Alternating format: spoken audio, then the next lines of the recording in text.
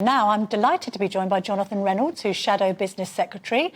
Mr. Reynolds, I hope you can hear me. You've come out with an announcement today. You want to boost jobs in the automotive sector. You want nearly 2 million more electric vehicles. That's obviously great news, but at the same time, I'm confused. If there are more electric vehicles on the streets, it means that air quality will improve. So why is the Labour Mayor, Sadiq Khan, proceeding with this ULEZ that is so unpopular with the people of Greater London?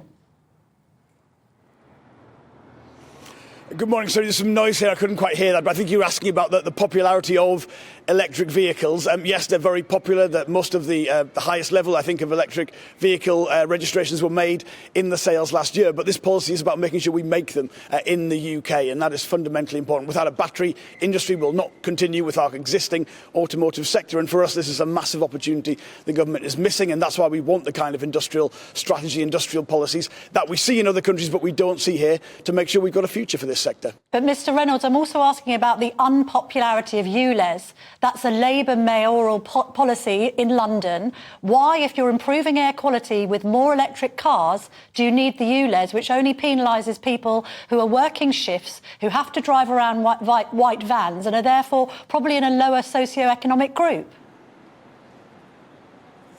Well, the ULEZ policy is a policy for the mayor. He's responsible for clean air. Local authorities and combined authorities can be sued if the air quality is insufficient, and part of having directly elected mayors is so they can stand and fall by the policies they're putting forward. But I think cleaner air is an essential health issue in the UK. We've seen the government mandate local areas to do it, and it's got to understand if it puts that mandate in place, local areas will respond to deliver that. And but there is a longer-term transition. Electric vehicles are cleaner, clearly. But if air is cleaner, why do you need a ULEZ? Well, because there are lots of issues relating to heavier vehicles and how they're used, where electric vehicles will not be the answer to that. There's a need to make that transition to hydrogen and fuel cells, and all this is all part of the process. But you need incentives in place to do that, and I believe that is what the policy of the London Labour Party and the Mayor is in place for that. And I think that the health benefits from clean air are very well understood, and I understand why he wants to promote those in the area he's elected and responsible for. The Conservatives have identified Labour having 90 billion in uncosted spending commitments. How are you going to pay for these policies? Well, that's nonsense. The Conservative Party itself, its own record on the economy is so dire. We see these kind of allegations now and again, where we've put forward any revenue spending increases that we want to make. So with the health service, that is funded by scrapping the non-dom rule, the tax regime for the super rich. Our plan for breakfast clubs is funded by the change in taxation regime doesn't for make 90 private billion, education though, does it? in the UK. No, but it doesn't add up to 90 billion, because that's the Conservative Party and their researchers trying to make up some figures. Any spending pledges that we've made are funded specifically from the revenue we would raise. So when you've got that health policy, you've got the non-dom policy that would pay for that. Where you've got commitments to breakfast clubs, they're funded by the changes to the private school education. There will be increased investment spending under a Labour government. That is to leverage in the greater private investment that we need, because we cannot continue with an economy with the lowest business investment in the G7, where growth is lower than it should be, even by historical standards in the UK. And that is part of our policy, but I reject entirely the Conservative claim that we make unspent if it isn't 90 billion commitments. That's just not the case. OK, what's the figure then if it isn't 90 billion? No, I don't recognise that figure at all. What is the figure? There are no uncosted spend. How much are you planning to spend? In the Labour how much public money are you planning to spend on some of these pledges? If it's not 90 billion and that figure's wrong, can you give me the headline figure, please? OK, so the scrapping the non-dom tax regime raises 3.2 No, I'm talking about Labour's spending pledges. That is what we would use to expand the NHS workforce. I'm talking about the cost of Labour's spending pledges. The aggregate spending pledges. I'm telling you where there are specific increases in public service revenue spending. We always say where that money would come from, and that is, I can give you specifics for each of those, and I reject entirely the Conservative lines they put out that there are any uncosted spending commitments. I get it. You're rejecting 90 billion, but you must know the total cost of everything you've pledged to spend.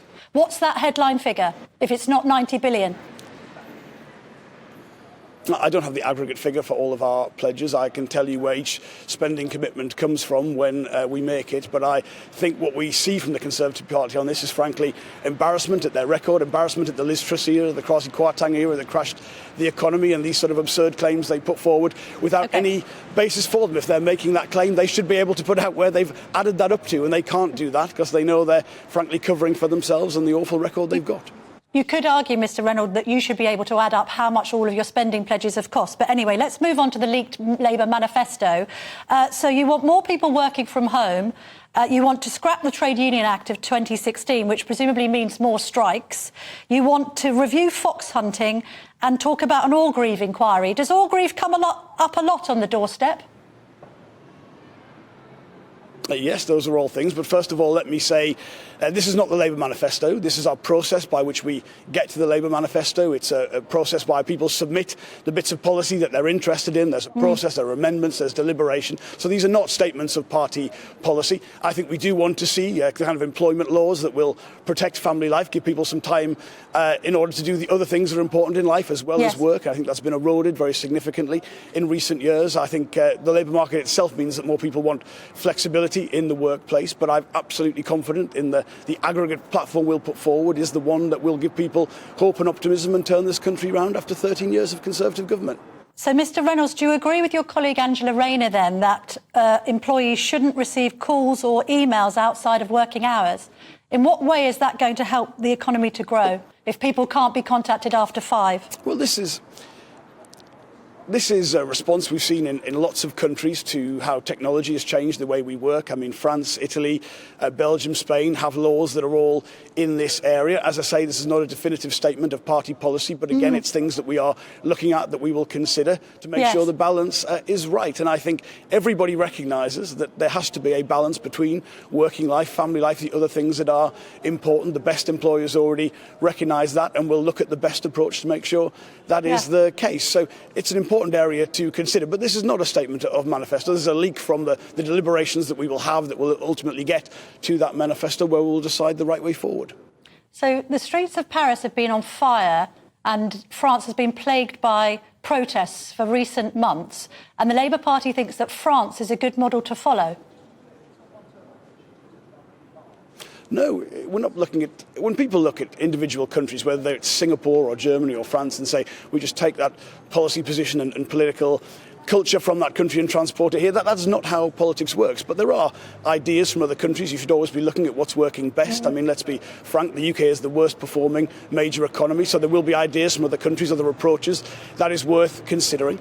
But I think when it comes to fundamentally the need to do things differently, to how they've been going for the last 13 years, that case is strongly evident, whether that's the kind of industrial policy I want to put forward or the kind of employment rights that will get that balance between family life and work right in the right place, making our trade agreement with the European Union work better. There's lots of areas we need to look at, and we'll look at the best practice and the best way to do that, and that's ultimately what the Labour manifesto will be. So if you're happy with half of civil servants working from home and you want to advocate working from home, what are you going to do with all of the very expensive office space in central London that Gordon Brown moved the civil service into at great expense to the taxpayer? Well, look, the people who try and posit this conversation post-pandemic as some sort of approach between everyone working from home and nobody working from home, I think just aren't aware of how the economy has developed. Now, for most workplaces, they need a commercial HQ. They will need a place, whether that's a civil service or a major corporate, where the workforce can come in. There's a part of any job which I think is learning from other colleagues, especially, I mean, I was a trainee solicitor. Much of that job was learning from your colleagues. But there's also a need with the more processing side of any role where you can have a bit of flexibility, where you can approach it in that way. So I don't think the long-term projections of the office, the tax base, the commercial property that we've got, where that's for the civil service, for businesses, will decline significantly. But I do think the balance will change, because that's what many workers want, and that's what the labour market's actually delivering in many ways at the moment. Is the civil service working well from home? Have you applied for a passport lately?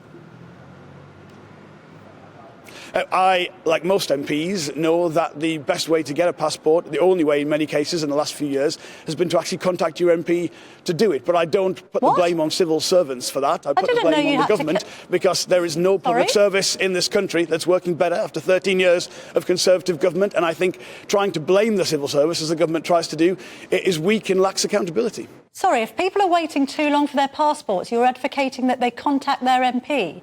Most people are waiting 8 to 10 weeks for a passport, myself included. We should be getting our MPs involved to fast-track passports. Why can't the Passport Office handle passport processing? many people need to contact their MPs when a public service isn't working well, and that is certainly my experience of the last few years. I've had to do quite a lot of passport cases when this has come up. But this is the responsibility of the government. Ministers are accountable. The way they try and blame civil servants, whether that's, well, frankly, in any area of public policy, they need to accept some responsibility. They've been in power for 13 years. This is the platform that they have promoted and delivered. And blaming other people, which seems to be a real feature of this government, I think lacks responsibility and accountability for the decisions they've made. All right, I shall be making a call to my MP after this, try and get my passport. Thank you very much, Jonathan Reynolds.